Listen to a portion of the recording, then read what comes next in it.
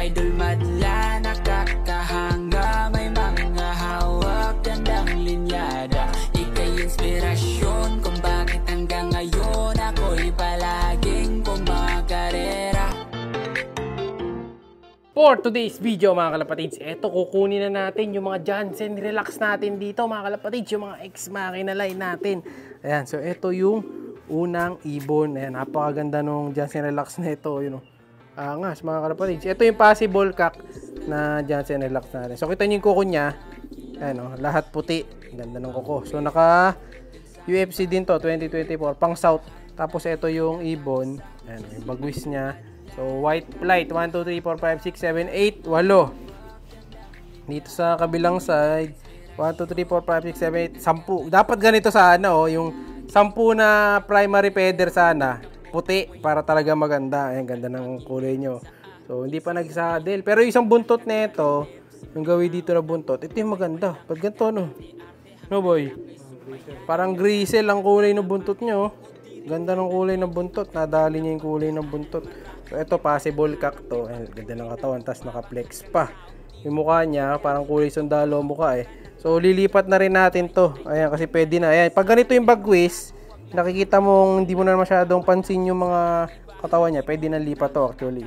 Ayan, lilipat na to. Pwede na lipat. So, aabutan na neto yung mga una kong nilagay dito. Ito, marami tayong mga YBs dyan.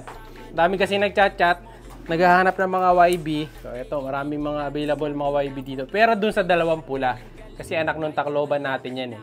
Tapos, yung isa, yung pinakamatangkad, yung malaki na mga kalapatids, anak nung Tacloban line din yan. Cross dun sa Indigo ni Mentor. Ito namang isa na to, Reiso Koopman yan mga kalapatids. Ayan, na nakakross dun sa Taiwan. Ayan, pangmalakasan din yan, yung isa na yan, yung checkered. So, yan, lalagay na yan sa Dreamlock bukas. Ito naman sa kabila, sige, tulak mo lang yan, boss. Ito, meron pa dito yung ibang mga ibong. Kaso nagkaroon ng kulutong yung isa. Ayun, oh, may kulutong sa ilong. So, mga boy, yan. May kulutong sa ilong, mga kalapatids eh. Hindi ko sure kung yung line ng iba dyan. Pero yung dalawa dyan, ang alam ko, mga imbrek. Yan, naibala lang ang kulay nila. So, ayan, oh, 4 na bagong YB. Ano, PM na lang kayo kung may mga gusto kayo ng YB dyan. Kaso wala tayong mga off-color. Kasi mga off-color na katulad nga neto, eh iniipon ko talaga mga kalapatids. Yan. Kailangan natin maparami yung mga off-color dito sa loob. So ito yung isang Jansen Relax. Yung kapatid neto, parang ito yata yung hen eh. Ay hindi, ito yung hen. Mas malaki yung isa eh. Yan, ito yung isa. Yung sumunod sa kanya mga kalapatids. Yan, ito mas maliit ang size nito eh. Pero mas maganda kulay nun kasi mas lamang ang puti nun eh. So ito yung isa. So may pagka brown siya dito sa bagwis niyo. Ano. Kaso hindi purong white flight, may salit. Sa kabila, ganoon din. Ayan, mas maliit na konti ito dun sa isa, sa kuya niya. Ayan, pero lilipat na rin natin to kasi magkaedad naman eh. Mas maganda kulay ng isa, no boy?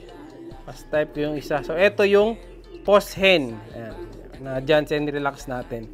So nakakuha agad tayo ng dalawa. Maganda lang dyan, may itlog na rin pala yan. Ayun, dalawa na oh. Dalawa na itlog. Ayan, oh. Na nililimliman nung kanilang nanay na ex-machina cross dun sa lahi ni Idol GKT. Tapos ito yung masili yung tatay nila. Ayan, masili na naka-double banded na Tacloban line din mga kalapatid yung masili na yan. So lahi din yan nung ibon natin na nakapag-Tacloban. Actually, ito yun. Yung Tacloban nating ibon, ito na siya oh. Ayan, para makita niyo yung kalagayan niya. Medyo naglulugo na to eh. Ano, parang makakalbo na. So natatanggal na ibang mga bagwis niya. Maganda rito, mare-refresh siya. Kasi naglulugo na mga kalapatid. Mape-press ko ng tsura niyan. So pinahinga ko na dito para makondisyon bago natin ipares. Pipili na lang ako ng mga bagong papares dyan. Ito yung isa, tatanggalin na rin pala natin to. Yung anak ng itim. Saka nung grizzle. Dito nga ako nagtataka. Ito yung kinukwento ko sa inyo nung nakaraan eh. So itim, saka grizzle. Anak ng tinapa ang nilalabas. Checkered. At ganun. No? So nagtataka din ako. Kunin nga natin. Tingnan natin. Parang wala nga si Milya yung isang itlog na ito eh. Isa lang yung napisa mga kalapatids eh. Yung checkered pa yung lumabas. Ayan oh. Oh. Walang bahid ng itim. Ang mga tinapay YB na ito. Pwede na to. Ito, mas mahaba na yung bagwis na sa ilalim mga kalapatids. Ayan. Ganda mga kalapatids. So buo na ito. Panlipat na pala talaga to. Pero sasabay ko na ito sa dalawang Jansen Relax.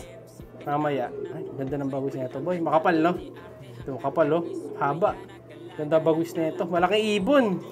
Possible. Kung titingnan ko yung gender, possible kak. Ay, may bulutong din, no? Nagabulutong. Malam mo kasi dito ngayon sa atin, eh. So, dito, sabi nila, pag tinitingnan yung paa, malalaman. Pero pag tinitingnan yung paa dito, anong basa mo? Hen, no? Pantay, eh. Pag pantay yung dalawang daliri, mga kalapatids, hen daw. Pantay, eh. Oh. Pero, parang hen din. Pero malaking ibon, eh. Kaso mabait, eh. Pwede. Baka possible hen nga. Ayan. So, bali, ito yung pangatlo. Tapos, kasunod niyan, yung dalawang puti na nasa loob. So, bali, so meron tayo ditong 4, 4, 8. Siyam, 10, 11, 11. Tapos, 11. 12, 13. Ito, 12, 13, mga kalapatid. Yung bagong mga i-inject natin ito. Yung dalawang puti, ganda na, mga kalapatid. So, diba, laki na. So, yun yung pinakita ko sa inyo nung nakaraan. Oh. Lalaki na ng mga YB natin. Angas na ito. Oh, tapang pa, mga kalapatids. Bata pa lang, palaban na yung YB natin. Oh. Ito yung possible cock. Yung isa, hindi ganun matapang. Oh. Possible hen yan yung isa. Hindi ganun matapang. Ito, sure ako cock to. Tapang, oh. Nanunuka. So, sasabay na rin natin to, mga kalapatids. Pero i-inject ko muna pala yan. Mahuli na yan, mga kalapatids. Bukas, inject ka natin yan ng anti-PMB. So, kita nyo yung epekto no anti-PMB na ginamit natin, di ba? Yung si Solo Tacloban, kahit nasa house siya nagkarera, umuwi siya ng ligtas, wala siyang sakit. Hindi siya nagkaroon ng baleleng, di umigot yung ulo na umuwi. Kaya effective talaga na kailangan nagbabaksin. So, eto, may isa pa pala. Yung line ng Forever 21 Reggie Cruz, mga kalapatids yan, yung galing kay Idol Long Hair TV. Ayan, no? So, unang apo yung lahi ni Patulain dito sa atin, mga kalapatids. Ayan, ito long hair. Ayan, ito nakapaglabas tayo ng isa. Blue bar din. Ito, ganda ng YB. Maliit lang, pero solid ang katawan. Ito, hindi pa pwede. Oh, mga 1 day pa to. Mahuli na to. Sa second batch na. Pero ganda ng katawan, no? Macho din, mga kalapatids. Ito, di ko alam ang gender. Sa paa. Ano? Hen. Possible hen. Mukhang di yata totoo yun. Possible hen, mga kalapatids. YB. Ito, YB na YB. Pero ito, hindi natin na-out to. Kasi yung mga first time na lahi, mga kalapatids, hindi ko ina-out yun. So, ang mga ina-out natin is yung may mga kapakapatid, may sobra. Ito, may itlog, mga kalapatids. Sa second clutch, yun, pwede na tayo mag-out.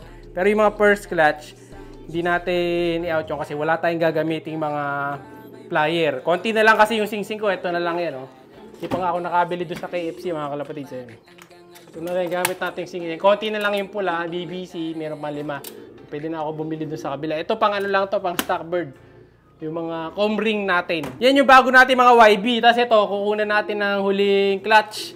Yung mga ibon natin dito. Ayan, yung German import natin. Na direct kay Idol Reggie Cruz. Ayan, last clutch na nila yan. Pati ito, yung Ex Machina bird. Cross din sa Alphonse Macho. Ano, ayan yung Ex Machina, mga kalapatid, yung pula.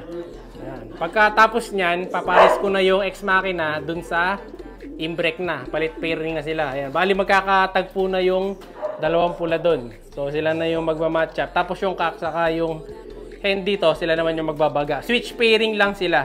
Ito, re-ready ko na to. Abangan nyo to, yung pula na to. Speedbird, imbrek yan.